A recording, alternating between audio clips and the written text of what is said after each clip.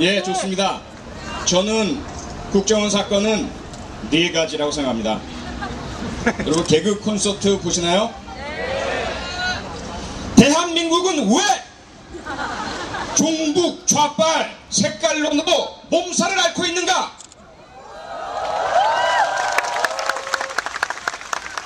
대한민국은 왜 국정원 불법 선거 개입 사건 경찰, 검찰 수사에 권력의 외압이 작용하는가? 대한민국은 왜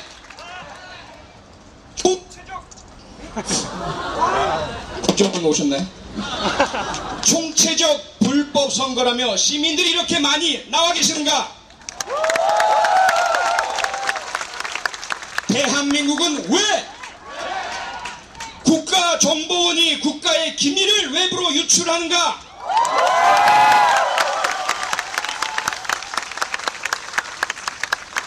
국정원 사건의 의미 1. 국정원 사건은 메카시즘의 부활입니다. 메카시즘 아시는 분 손 한번 들어보십시오. 고맙습니다. 1950년부터 54년까지 4년간 미국에서 공화당 소속 조시프 메카시라는 상원의원이 종이를 듭니다. 그리고는 소리칩니다. 이 안에 미국에서 활동하는 공산주의자들의 명단이 다 들어있다. 그 시간 이후로 이 사람은 정부를 비판하는 정치인, 지식인, 예술인, 학생, 심지어 군인, 공무원까지 무차별적으로 고발합니다. 4년 동안 미국이 몸살을 앓습니다. 공산주의자 때문에 나라가 망할까봐. 그런데 그 4년 동안의 몸살 끝에 밝혀진 공산주의자의 숫자 몇 명인지 아십니까? 빵입니다. 0. 이 사건에 대해서 미국 공화당의 양심적인 의원들은 공개적으로 양심 선언을 합니다. 자유는 결코 독재자의 방법으로 지켜질 수 없다.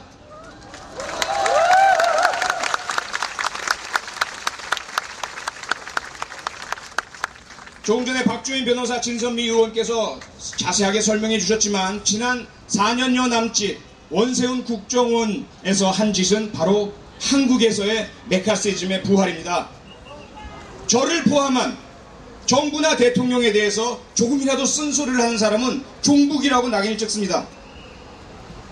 그리고 교사단체, 노동단체, 시민단체, 심지어 야당, 헌법에 의해 설립되고 법에 의해서 인가된 공적인 정당까지도 내부에 적으로 규정했습니다. 국민을 반으로 갈랐습니다.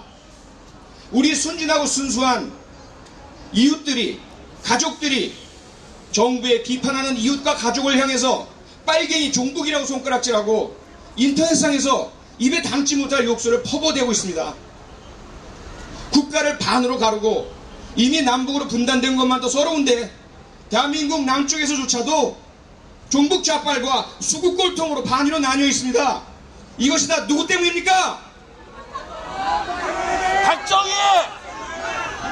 이승만! 두 번째, 국정원 사건의 의미 두 번째, 이 사건은 워터게이트입니다.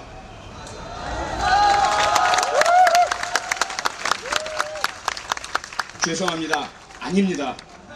워터게이트 정도는 갖다 붙이지도 못합니다. 워터게이트가 무엇입니까? 1972년 역시 미국 공화당 닉슨 대통령이 재임에 도전할 때 분명히 여론조사에서 월등한 우위를 점하고 있으면서도 불안했습니다. 그때 민간인 5명이 야당인 민주당의 사무실이 차려진 워터게이트 호텔에 도청장치를 설치하려다가 경비원에게 적발당해서 경찰에 체포됩니다. 그 사건은 국민의 여론에 아무런 영향을 미치지도 못하고 선거 전략에 아무런 영향을 미치지도 못합니다. 왜? 미수에 그쳤으니까요. 그런데 문제는 이런 범죄를 왜 할까? 이 민간인 5명이 경찰은 합리적인 의심을 갖게 되죠. 누가 이 사건으로부터 가장 큰 이익을 볼까? 누구겠습니까? 공화당과 닉슨 대통령이겠죠. 대선 와중에 닉슨 대통령과 공화당 선거운동본부는 강력하게 부인을 합니다. 우리와는 전혀 상관이 없다. 저들은 단지 민간인일 뿐이다. 그리고는 선거에 당선됩니다.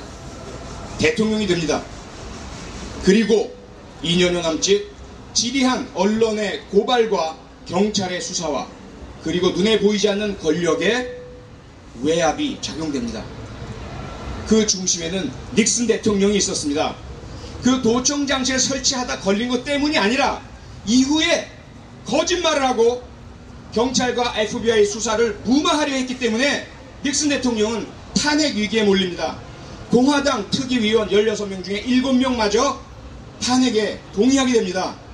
그래서 탄핵이 결정되는 그날 닉슨 대통령은 탄핵되기 전에 사임을 하게 됩니다. 이것이 워터게이트의 핵심적인 사실입니다. 대한민국 제18대 대통령 선거에서 벌어진 일, 워터게이트랑 비교가 되겠습니까? 그 이후에 벌어진 경찰의 4개월 동안의 수사 제대로 이루어졌습니까?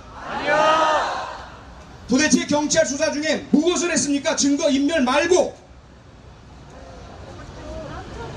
범죄의 수사에는 기본 원칙이 있습니다. 범죄 수사 규칙에 나와 있습니다. 조직적이고 집단적인 범죄일 때는 반드시 범죄자들을 분리 수사하도록 되어 있습니다. 그리고 반드시 범죄의 배후를 수사하도록 되어 있습니다. 김 씨의 배후에 대한 수사가 이루어졌습니까? 아니요. 김 씨를 분리했습니까? 아니요. 수사가 아닙니다. 그것은 저는 너무나 부끄럽습니다. 한때 경찰관이었기 때문에, 경찰관을 가르치는 사람이었기 때문에 그렇게 수사하면 안 되는 것입니다. 검찰은 뭐 다릅니까? 조금 다르죠. 경찰이 하지 않았던 국가정보원에 대한 압수수색했습니다. 경찰이 하지 않았던 서울경찰청 압수수색했습니다. 경찰이 하지 않았던 원세훈 소환조사했습니다. 그리고 그 밑에 있는 국장, 차장 소환조사했습니다. 하지만 그렇게 어렵고 힘들게 수사해서 수많은 증거를 찾아내고도, 그리고 공직선거법 위반 적용, 원세훈 김용판 구속이라는 결정을 내려놓고도 보름 동안 아무 일도 하지 않고 가만히 있었습니다. 왜입니까? 왜입니까? 황교안 법무부 장관이 그렇게 하도록 시켰기 때문입니다. 황교안 법무부 장관의 주인은 누구입니까? 제가 왜 대통령의 책임을 묻는지 아시겠습니까?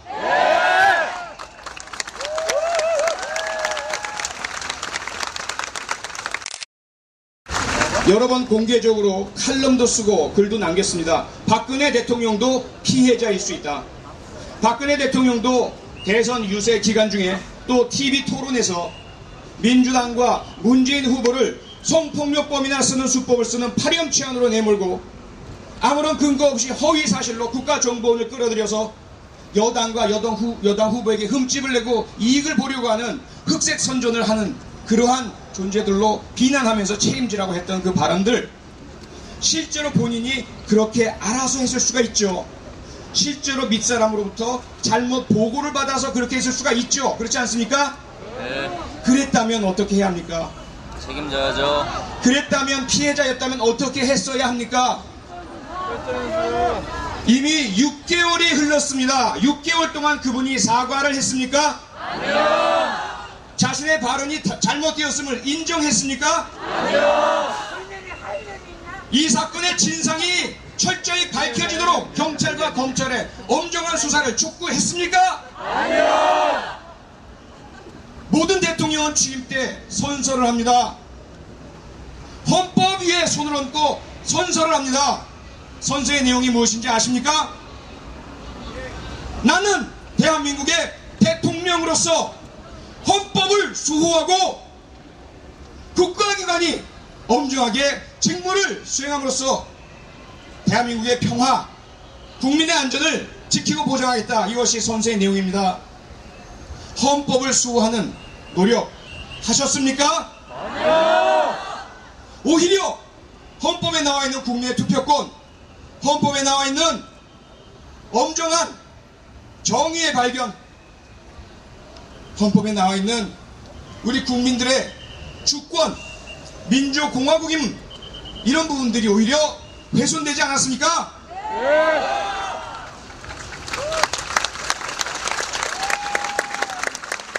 국정원 사건의 의미 세 번째입니다. 국정원 사건은 3.15입니다. 3.15가 무엇입니까?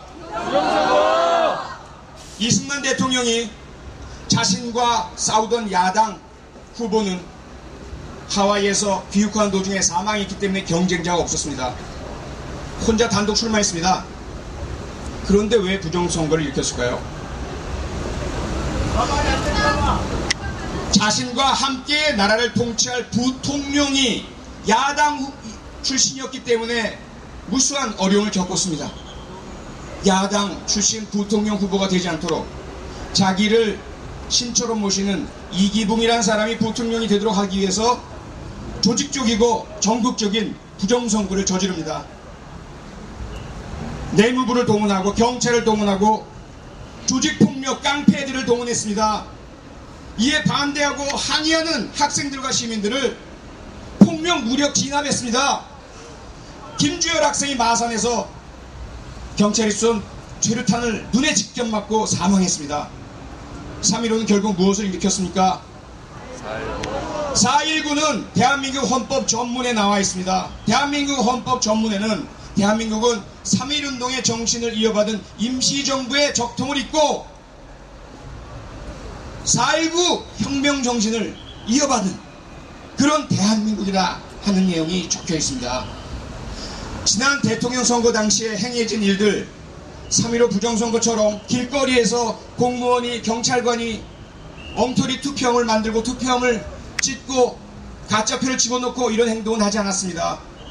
하지만 국가정보원 직원 수십 명이 민간인 수십 명을 또다시 동원해서 거짓, 허위 여론을 퍼뜨리고 이들의 행동이 적발된 이후에 이루어진 경찰 수사 과정에서 조작이 이루어지고 허위 밝히가 있었습니다. 이것이 현대판 21세기형 3.15가 아니고 무엇이겠습니까? 또 하나가 있습니다.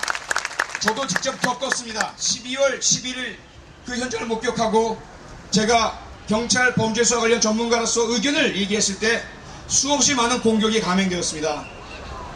그들을 저는 감히 사이버 정치 조폭이라고 부릅니다. 이 사이버 정치 조폭들은 은거하는 장소들이 있습니다. 어딘지 다 아시죠? 그 장소를 제가 직접 거명하지는 않겠습니다. 하지만 현재 우리나라의 상황이 이렇습니다. 국정원 사건의 의미 네 번째, 국정원 사건은 위키리크스입니다. 위키리크스가 뭔지 아시죠? 미국을 비롯한 각국 정부에서 행했던 불법적이고 비밀스러운 전쟁 범죄 행위, 시민권 침해 행위에 대해서 기밀을 빼내서 인터넷 사이트에 올린 것이 위키리크스입니다. 물론 민간인들이 정부 권력을 감시하기 위해서죠. 그런데 대한민국에서는 누가 국가기밀을 위키리크스처럼 유출했습니까? 국가정보원이 그렇게 했습니다. 일단 지난 대통령 선거 과정에서 김무성 새누리당 선거대책본부장은 2007년 노무현 전 대통령이 북한의 김정일 국방위원장과 가졌던 정상회담 대화 내용 중 발췌록을 이렇게 많이 모여있는 시민들 앞에서 부산에서 낭독을 합니다. 그러면서 목소리를 높입니다.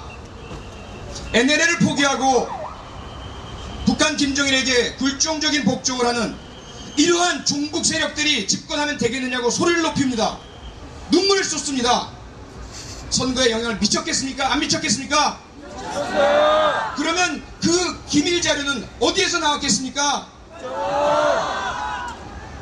그리고 나서 권영세 현 주중대사, 당시의 새누리당 선거대책 종합상황실장이었습니다. 이 사람이 식당에서 누군가와 하는 대화 중에 역시 똑같은 내용이 나옵니다. 그리고 이야기합니다.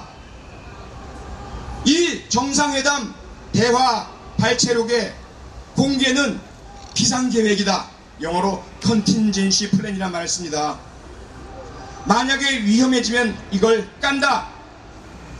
그리고 만약에 우리가 집권하게 되면 집권 이후에 또 위기가 생기면 이걸 깐다. 그리고 나서 실제로 깠습니까? 안 깠습니까? 깠어요. 남재준 국정원장이 국정원의 이름으로 대통령 기록물 관리법에 따라서 철저한 적법 절차를 밟지 않으면 공개할 수 없는 정상회담 내용을 그 발췌록을 공개해버렸습니다. 이런 일이 도대체 세상 어디에서 벌어질 수 있습니까? 미국의 정통 보수 경제신문 월스트리트 저널은 이 사건에 대해서 이렇게 제목을 뽑아 기사를 씁니다. 한국에서는 국가정보기관이 기밀 유출자다.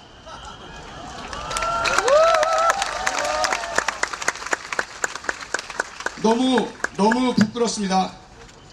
이래서 제가 국정원 사건은 4가지라고 말씀을 드리는 것입니다. 워터게이트도 아니요, 메카시즘도 아니요, 3.15 부정선거도 아니요, 위키리크스도 아니요. 이 4가지를 모두 합친 것보다 훨씬 더 심각한 20세기에는 총칼과 군대를 동원해서 권력을 찬탈하는 것을 쿠데타라고 불렀지만 21세기에는 사이버 전쟁과 심리전을 이용해서 권력을 찬탈하는 것을 쿠데타라고 부릅니다. 21세기형 쿠데타입니다. 시간이 다 됐다는 쪽지를 받았습니다. 여러분, 그동안 저를 지켜주시고 응원해주시고 격려해주시고 이 자리에 있기까지 도와줘서 너무나 감사드립니다. 앞으로도 이 사건의 진실이 밝혀질 때까지 저는 제가 해야 할 시민으로서의 도리를 다하겠습니다. 고맙습니다. 감사합니다.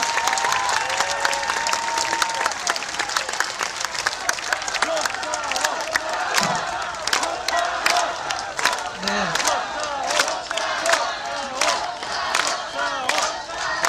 만약에 노래 부르는 순서에 따라